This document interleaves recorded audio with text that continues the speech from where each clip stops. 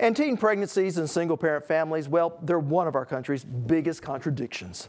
Although teenage pregnancy rates are declining nationally, teenage girls still give birth to hundreds of thousands of babies each year, roughly the population of Tulsa.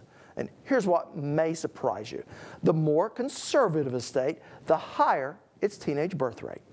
In states such as Texas, New Mexico, and here in Oklahoma, 1 out of every 20 teenage girls gives birth.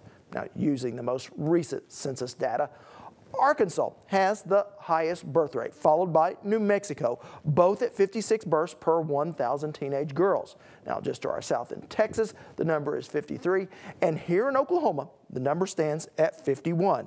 Now, if you throw in Mississippi, the Sooner State now ranks 5th in the nation for teenage pregnancy. And increasingly, those babies are being born to unwed mothers. The number of babies born out of wedlock has grown steadily since 1980 and now accounts for 41% of all U.S. births. That's 1.7 million children, the population of our 5th largest city of Philadelphia. And who's having these babies? Well, 30% of white children are born to unmarried parents, 50% of Hispanic children, and 70% of African American children. And when you break it down by state, here's what that looks like. New Mexico, Louisiana, and the District of Columbia all have an unwed birth rate of over 50%.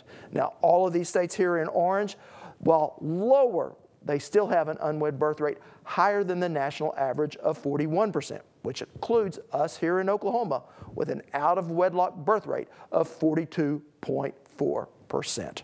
So here's what we know.